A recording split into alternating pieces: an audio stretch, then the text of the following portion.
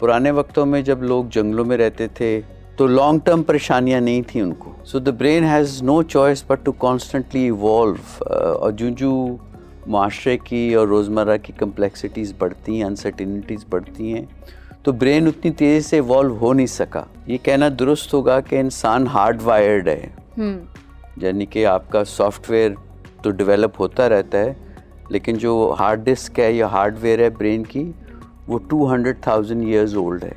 तो primitive responses जब हर वक्त जारी रहें तो वो एक क्रॉनिक स्टेट ऑफ एंग्जाइटी में, स्ट्रेस में तब्दील हो जाता है.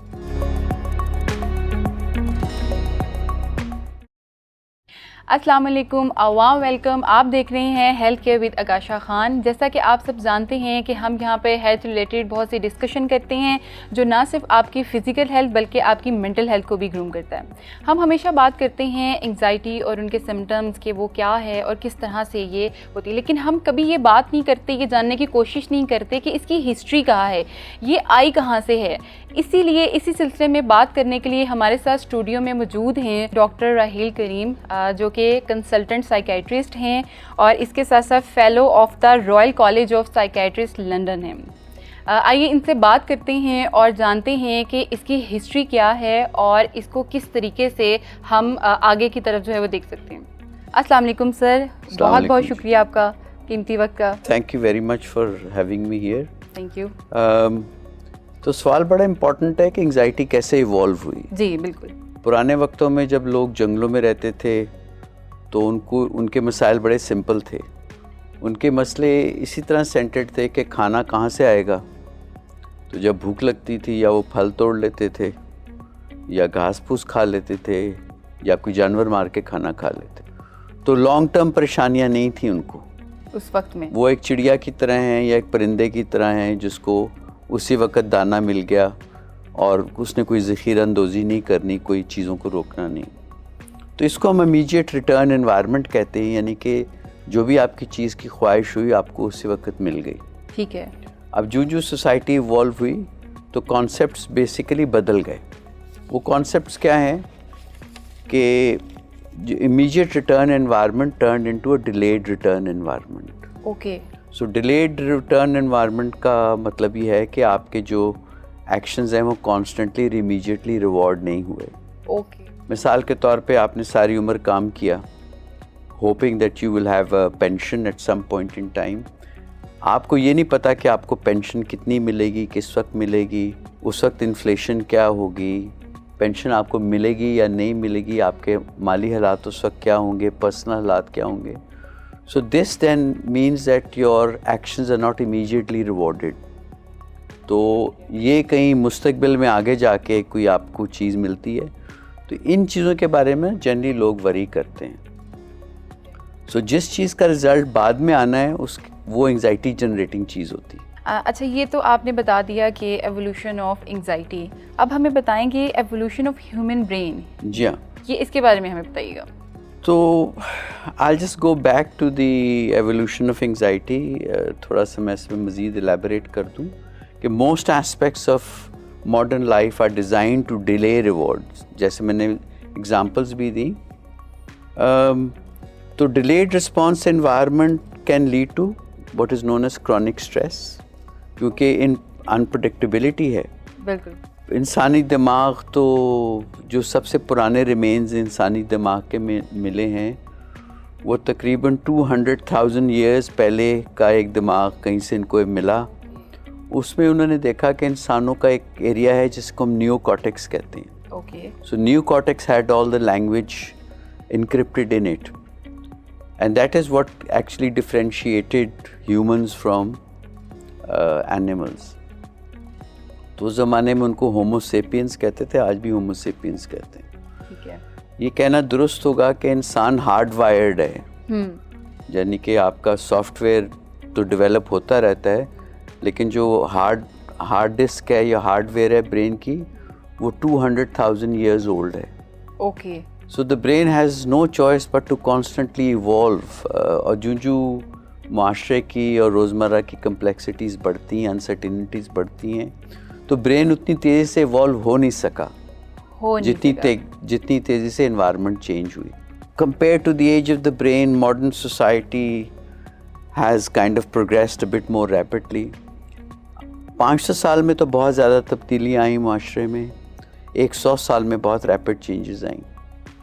آپ کہہ سکتے ہیں کہ الیکٹریسٹی ایجاد ہوئی, ٹیلی فون ایجاد ہوا, ایروپلین ایجاد ہوا, کمپیوٹر ایجاد ہوا, موبائل فونز آ گئے, انٹرنیٹ آ گیا. تو یہ تمام چیزوں نے, اور جو مجھے سب سے زیادہ تکلیف دہ چیز لگتی ہے وہ ای میلز آ گئیں. اب چٹھیاں نہیں لوگ ڈالتے یا کبوتر نہیں اڑاتے, ای میلز ڈالتے ہیں. ٹھیک ہے جی. سو یہ انگزائٹی یا اسٹریس جو ہے یہ ڈیزائن کیا گیا ہے ٹو پروٹیکٹ ہیومن بینگس. یہ کافی پریمیٹیو سا رسپانس ہے. تو پریمیٹیو رسپانسز جب ہر وقت جاری رہیں تو وہ ایک کرونک اسٹیٹ آف انگزائٹی میں, اسٹریس میں تبدیل ہو جاتا ہے, اور اسٹریس پھر کانسٹنٹلی ایوالوز انٹو انگزائٹی. بہت سے لوگوں کو میں نے دیکھا ہے کہ ان کو سمٹم انگزائٹی کے ہوتے ہیں لیکن وہ کہہ رہے ہوتے ہیں ہمیں اسٹریس ہے. ٹھیک ہے, تو کیا ڈفرینس ہے انگزائٹی اور اسٹریس میں؟ کیا difference? Well, there isn't much difference really. Stress, anxiety, panic, worrier, they're all interchangeable kind of words. But جب ہم anxiety یا anxiety disorder کا لفظ یوز کرتے ہیں, so that actually signifies a certain pathology. Exactly. یعنی کہ وہ بیماری کی ایک صورت کو بیان کر رہا ہے. بالکل. تو ہم تھوڑا سا میں ایلیبوریٹ کروں گا کہ اسٹریس اور اسٹریسز میں کیا فرق ہے. جی بالکل. سو اسٹریسرز ہوتے ہیں جو اسٹریس کریٹ کرتے ہیں. ٹھیک ہے. So the stressors have to be so intense to be able to create an emotional or what shall I say cognitive overload. جب کوگنیٹیو اوور لوڈ ہو جاتا ہے تو انسان کی قوت برداشت سے وہ چیز آگے نکل جاتی ہے.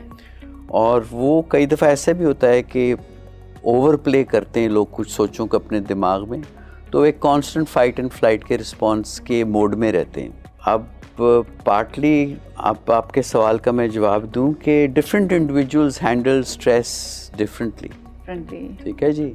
And even the same individual can handle stress in different situations differently.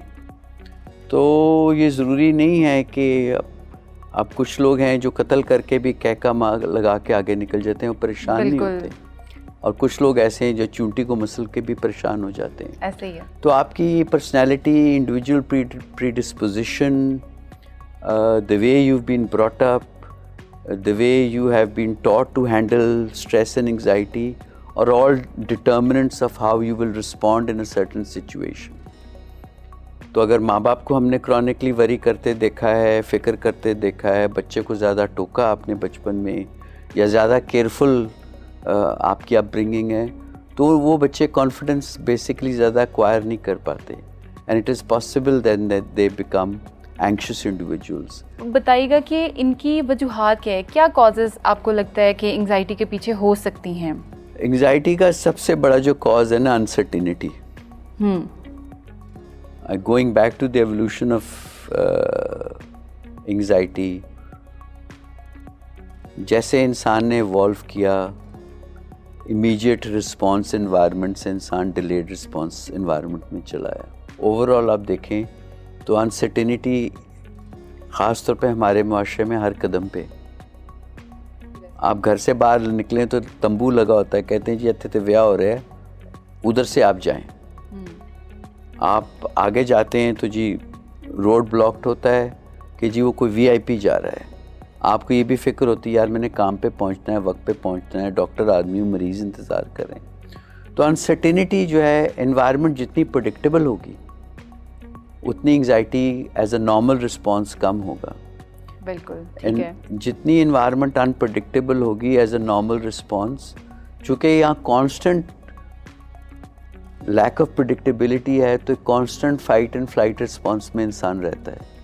Constant flight and fight response میں پھر وہ تمام تر جسمانی اور ذہنی علامتیں آنی شروع ہو جاتی ہیں جو کہ انسان کی پرفارمنس کو افیکٹ کرنا شروع کرتی ہیں. تو سر اب کسی کو انگزائٹی ہو گئی ہے اور اس کو سمجھ بھی آ گئی ہے کہ ریزنز کیا ہیں, تو ہم کیا کریں, اس کے لیے کیا کرنا چاہیے؟ آپ کیا سجیسٹ کرتی ہیں کہ ہمارے لیے کوئی مینجمنٹ پلان یا کوئی ٹریٹمنٹ یا کچھ بھی ایسا ہے کہ ہم اس کو ڈیل کریں, how to deal with that, کس طرح سے؟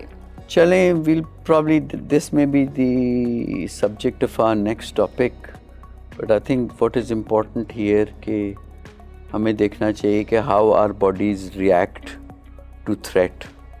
ٹھیک ہے. تو جیسے میں نے پارٹلی ذکر کیا اس میں پیلپٹیشنز ہوتی ہیں, شارٹنس آف بریتھ ہوتا ہے, شارٹنس آف بریتھ سے ہائپر وینٹیلیشن ہوتی ہے, کولڈ کلیمی سویٹس آ جاتے ہیں, ٹنگلنگ پنز اینڈ نیڈلز ہیں, لمپ ان دا تھروٹ, جیسے کتابوں میں لکھا ہے کہ دیر از اے فراگ ان دا تھروٹ. بالکل. تو تمام تر آپ انگزائٹی کے وہی سمٹمز ہیں جو ایکسرسائز کے ہیں, بلیو اٹ اور ناٹ. جب آپ ایکسرسائز کرتے ہیں تو بھی ایڈرینلین ڈسچارج ہوتی ہے, بالکل, اس میں بھی مسل ٹون انکریز ہوتی ہے, اس میں بھی ہارٹ ریٹ انکریز ہوتا ہے, اس نے بھی شارٹنس آف بریتھ ایکسپیرئنس کرتے ہیں آپ. بٹ ایکسرسائز میں اور انگزائٹی کے سمٹمز میں یہ فرق ہے کہ انگزائٹی میں ایک کوگنیٹیو ایلیمنٹ ہوتا ہے, یعنی کہ ایک دماغی سوچ ہے, خیالات ہوتے ہیں. جی ہاں. تو وہ چاہے ایکچوئل تھریٹ میں تو سمجھ میں آتی ہے, لیکن پرسیو تھریٹ اور fear of being threatened by something can then automatically generate. میں اکثر کچھ لوگوں کو ایسے اس چیز کو سمجھاتا ہوں کہ پیلپٹیشنز ہوئیں, کامن ریفرلز آتے ہیں ڈاکٹر سے, پیلپٹیشنز ہوئیں تو اب مریض کو تو نہیں نہ پتہ, وہی سمجھتا ہے کہ یار مجھے ہارٹ اٹیک ہو گیا, پسینہ بھی آ رہا ہے, سویٹنگ بھی ہو رہی ہے, دل کی دھڑکن بھی تیز ہوگی, یا سانس بھی نہیں لی جا رہا, تو ایک لے person will perceive this as heart attack. بالکل. تو جب ہارٹ اٹیک ہو تو ایک سوچ بن جاتی ہے, پھر اس نے یہ سوچنا ہے کہ اب میں کیا کروں, تو اس کی تھنکنگ آلٹر ہو جاتی ہے. تو تھنکنگ آلٹر ہوگی تو وہی سوچے گا یار ڈاکٹر کے پاس جانا ہے. So altered thinking will then lead to altered behaviour. ٹھیک ہے, ڈاکٹر کے پاس جائے گا, ڈاکٹر اس سے کہے گا یار تینوں کچھ بھی نہیں, ہاں کچھ نہیں ہے, but the doctor will not explain کہ یار یہ تمہاری palpitations are not of cardiac origin or your lump in the throat is not of physical nature, میں نے تمہیں چیک کر لیا ہے, لیکن یہ پرابیبلی انگزائٹی ریلیٹڈ ہے اور فلاں فلاں ڈاکٹر کے پاس یا فزیشین کے پاس چلے جاؤ. تو یہ جو مریض ہیں انگزائٹی کے, یہ تو they are a gold mine for doctors. ٹھیک ہے, یہ ایک ڈاکٹر کے پاس جائیں گے, اس نے کچھ نہ کچھ تو نکال ہی لینا, وہ اگلے ڈاکٹر کے پاس جائیں گے. بالکل. تو پلر ٹو پوسٹ بھاگتے رہتے ہیں بیچارے. تو ہمارے پاس تو بہت وہ آئدر پہنچتے ہی نہیں ہیں یا بہت لیٹ پہنچتے ہیں. بالکل ٹھیک ہے. Thank you so much sir, coffee informative session رہا ہے. میں امید کرتی ہوں آج کا سیشن آپ لوگوں کے لیے بہت انفارمیٹیو ہوگا, کیونکہ آج کے سیشن میں ہم نے بہت ساری چیزیں جو ہیں وہ سیکھی ہیں کہ صرف یہ نہیں دیکھا کہ انگزائٹی ہوتی کیا ہے, اور ہم نے یہ بھی جانا ہے کہ وہ بیسیکلی اس کی کریشن کہاں سے ہوئی ہے, اس کی ہسٹری کیا ہوئی ہوئی ہے. اس کے علاوہ اگر آپ کا کوئی بھی سوال ہے تو آپ کمنٹ سیکشن میں ہم سے پوچھ سکتے ہیں, ہم ڈیفینیٹلی اس کا جواب دیں گے. اسی کے ساتھ مجھے دیجیے اجازت, نئے سیشن میں نئے مہمان کے ساتھ نئے ٹاپک کے ساتھ دوبارہ حاضر ہوں گے. تب تک کے لیے اپنا بہت سا خیال رکھیے گا. اللہ حافظ. ویلاگ سینٹرل کی ویڈیوز دیکھنے کے لیے ہمارا چینل سبسکرائب کریں اور بیل آئیکن پر کلک کریں تاکہ آپ ہماری تمام نئی آنے والی ویڈیو سے باخبر رہ سکیں.